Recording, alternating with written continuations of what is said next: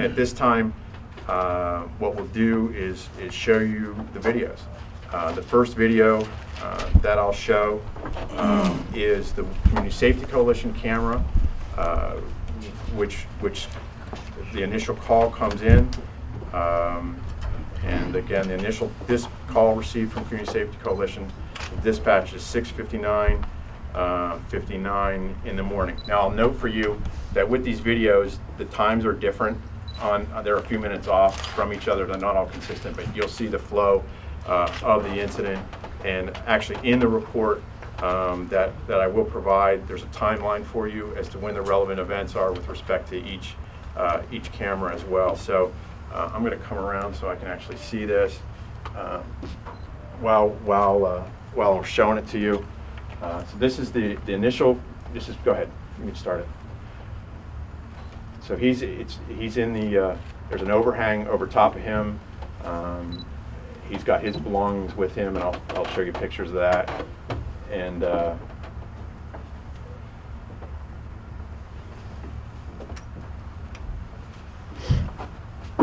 we'll fast forward this after this. This is obviously the urination.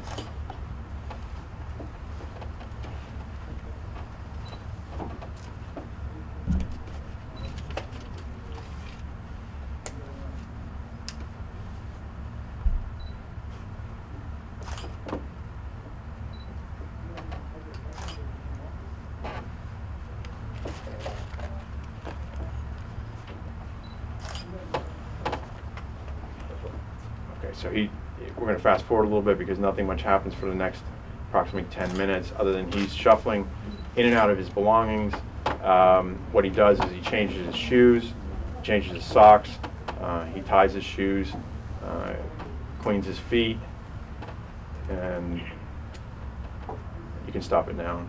Just go from here.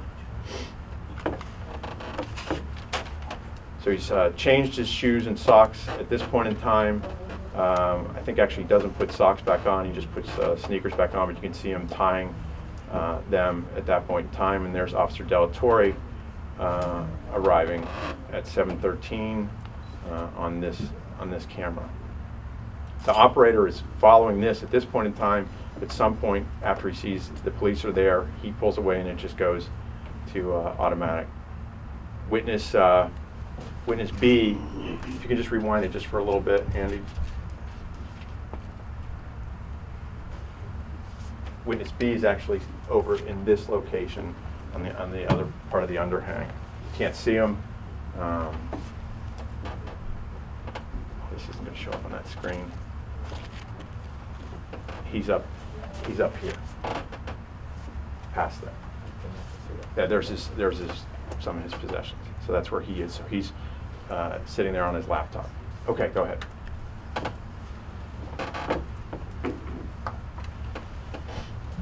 Now the important thing that I'm looking for here is, are the police having physical custody, touching him? You can see that Mr. Bain has got his hands in his pocket. As we now know, there's a box cutter in there. He's scanning the perimeter. Obviously not know why, but he is looking around. So I'm looking for anything that would see that the police are not handling this properly, or they putting hands on him, anything like that in his face. And as you'll see, there's nothing like that.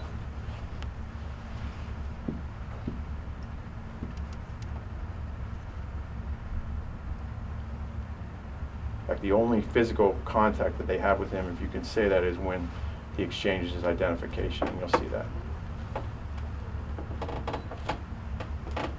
You can see that Mr. Bain is obviously agitated and actually approaches the You have broad shoulders. Could you lean down a little? We can't see. Look, I mean, this is a press conference, so the media takes precedence here. This is not a public meeting. This is a press conference. I've allowed the public in as a courtesy, but the media needs to do what they need to do to get this. So it's up to you. It's your call. And do you have a problem? Because you can get out of here too. I heard your comment under your breath. I heard it It's not appreciated. This is a solemn event. Wipe the smile off your face. I'm talking about the death of a man in a police shooting. And it's a Constitution, the First Amendment. You can't say who's the media and who isn't. Please don't get it. I absolutely know who the media Don't is. I create have a no problem situation. throwing you out of here. So keep your mouth shut. That's all I'm asking you to do. Mr. Stedman. You can stay here if you keep your mouth shut. Fair enough? Control yourself. You control yourself, and that's what I'm asking for. You do. One more thing, Mr. Harper, I'm going to ask you to leave, because you are now disturbing my conference. You can back up and move over here. I actually would appreciate it if you're not standing right Back up behind and me. move over here with the rest of them. Thank you. Okay. Now Kaminsky is in there. He's asked him for his identification, and you can see he tells him, Officer Del Torre asks him to step back. He points towards the wall, and he complies. Once again, Mr. Bain approaches him, and again, Officer Del Torre, you can see, gestures to him and tells him to step back. Now I'll note that, pause it for a second there, he's already tied his shoes just a minute or two before, a couple minutes before this. He's now retying them, even though he just tied them. You know, the speculation and the way I take that is he's getting ready to do something, and in fact does. Go ahead. Officer Del Torre has now gone off screen to call in to see if there's any warrants. Officer Kaminsky, you can see he's looking down. He doesn't anticipate anything taking place, and you'll see what happens.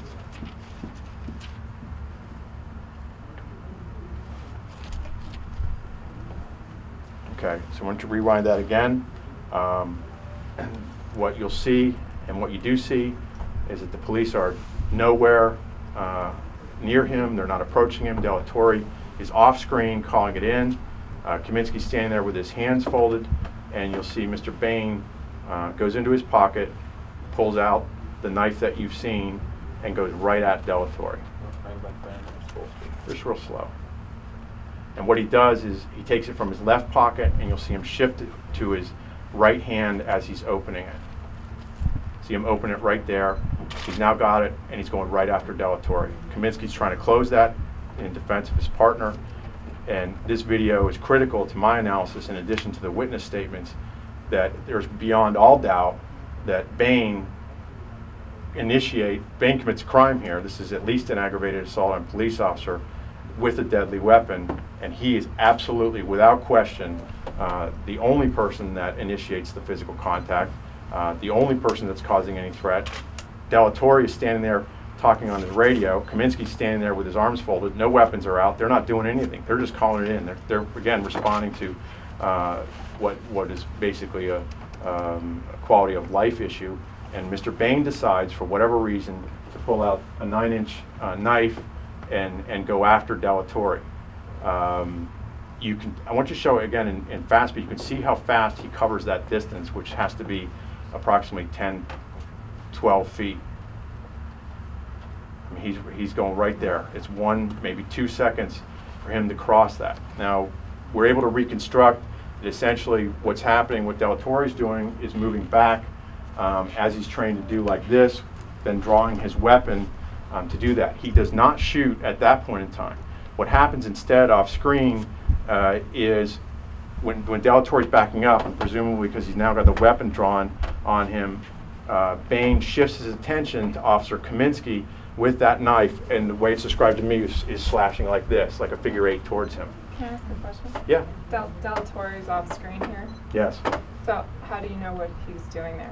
Well, we have statements from both police officers. Remember, all of this is, what I'm telling you is my factual conclusions based on a combination of all the evidence. So, you know, I combine all the statements with all the witnesses in addition to the video and photographic and forensic evidence as well. So, There's no camera angle that captures that. no, you will see all the cameras, all the videos that captures everything on screen for this event will be shown this morning. Let me go forward with my presentation, and then I'll answer every question from the media that you have.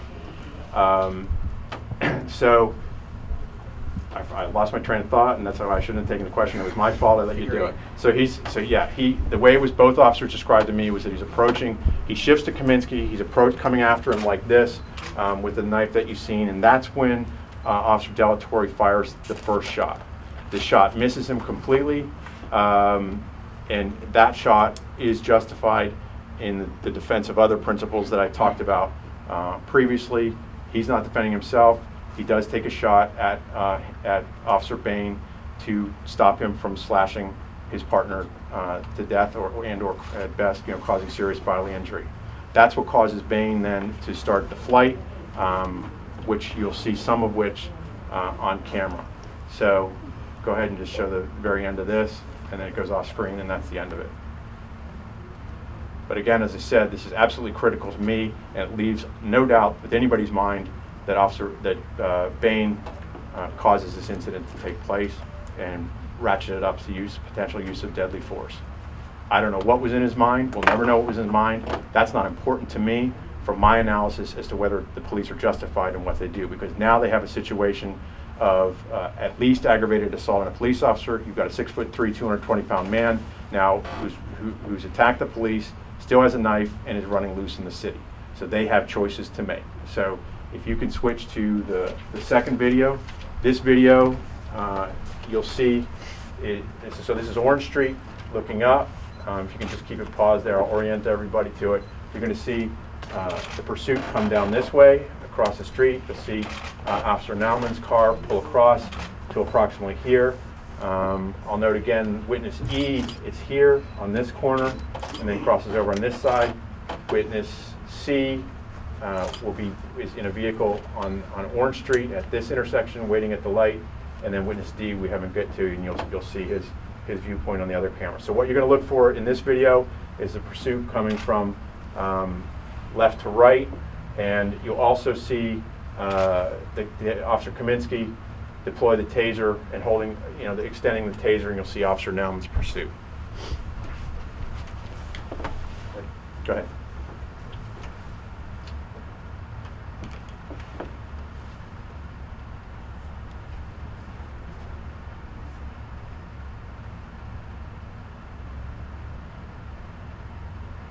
So there's Officer Naumann going forward.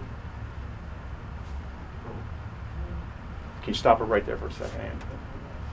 And we'll go back. This is his camera is actually pointed down here. So you can see that's why I'm not showing it to you. There's absolutely nothing on it. So back it up a little bit.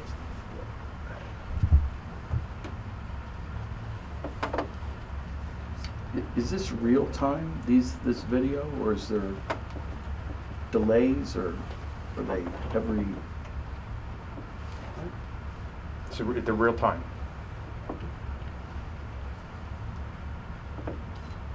So that's Bain. You can see, back it up again if you would.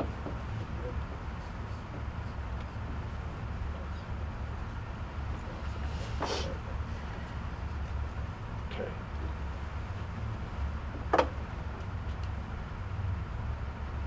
There's Kaminsky in the middle of the officers. You can see he's got his arm extended with the taser. This is where he shoots him and hits him. The witness and witness C sees him pull that prong out right, sort of essentially in front of the right aid. Officer Naumann's actually in the lead because he came out of the cruiser and almost got him. Officer Delatorre is trailing behind. Why don't you just rewind the whole so they can see the whole chase again. So you can see Officer Naumann get out of his car. Bain's leading it. That's good.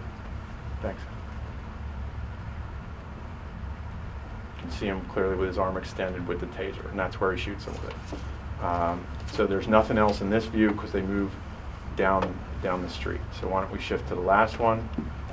And then it doesn't cover as much because you've got, you're going to see, pause it for just a second. So this is Queen Street.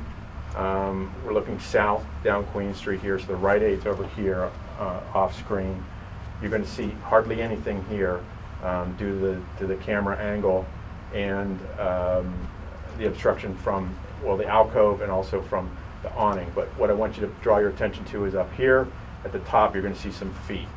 And the first one, you essentially see Bain come across here. You'll see Officer Nauman, and then the other two officers. I don't think you can see Kaminsky's feet. We'll see, but you'll see Jose Del Torre's feet. You'll see Mr. Bain go back into the alcove, and then he falls. And the witness D is right here, in the middle lane of traffic, just a few feet away, with a direct view of this entire, the final part of the incident. He stopped stationary and watches the whole thing.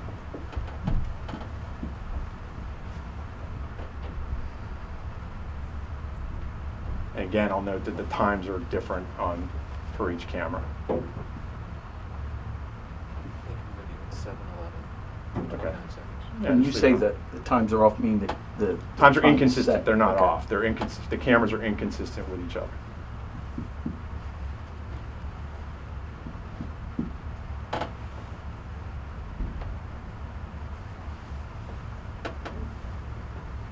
You'll see traffic just start to slow down when Officer Nauman pulls his vehicle in to the intersection, and then shortly thereafter you'll see him.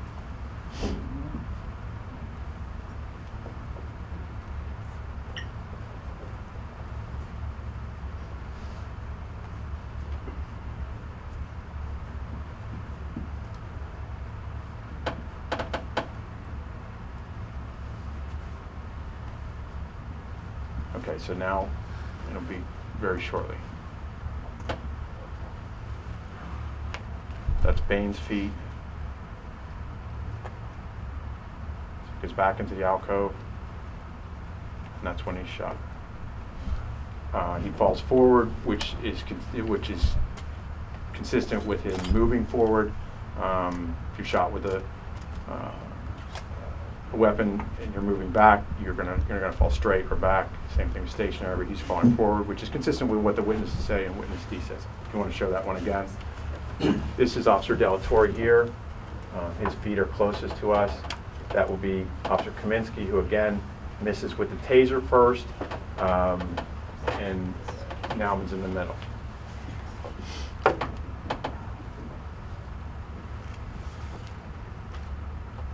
So what they've done is got him in a position where he doesn't have much to go. And there's Officer Nauman standing right there on the edge of the sidewalk. Yeah.